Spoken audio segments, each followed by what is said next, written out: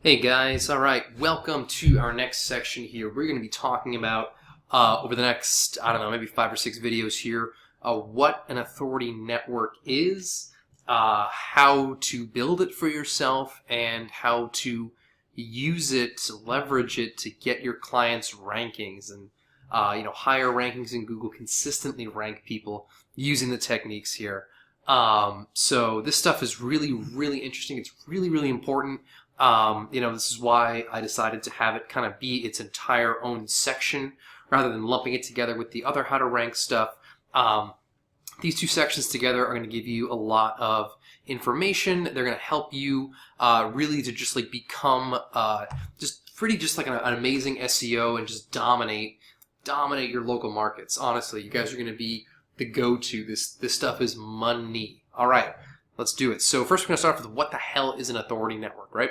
So let's talk about link building. So strictly link building in general with what's considered, white hat techniques, quote unquote, white hat techniques, can be pretty tedious and unpredictable. You need to, to do this process, white hat, what you need to do is need to, find places to get links from, which is a long process. You got to research that. And then you might not even be able to actually get those links when you want. So it can be done. It just takes a lot longer. There are no guarantees, and not everything is in your control. So there's a lot of unpredictability with it, which is where we get the idea of an authority network from. This is perhaps better known as a PBN, personal blog network.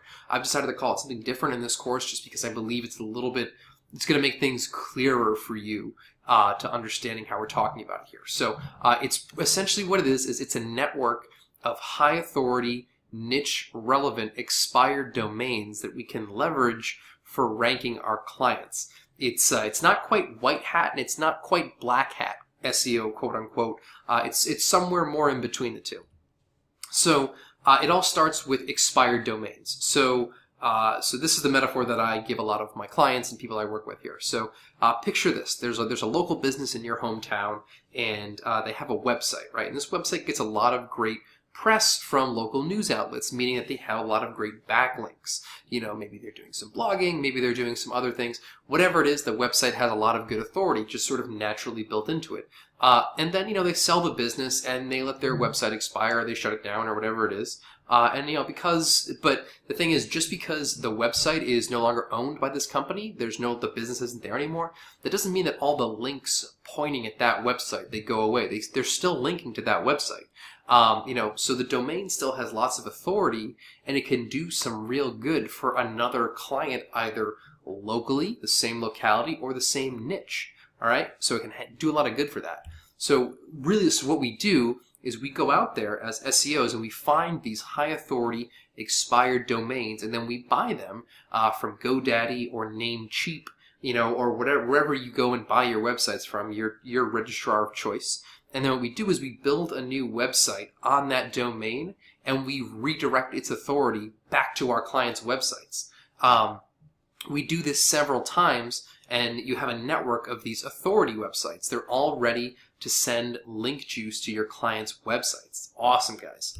So suddenly, when you leverage this little loop in Google, link building for your clients, it becomes a predictable process. You can send as many or as few links as you want to get a client ranking. There's no more feast or famine when it comes to links like there is when you do strictly white hat link building. You simply set up these websites in your authority network and they work for you. You put them to work.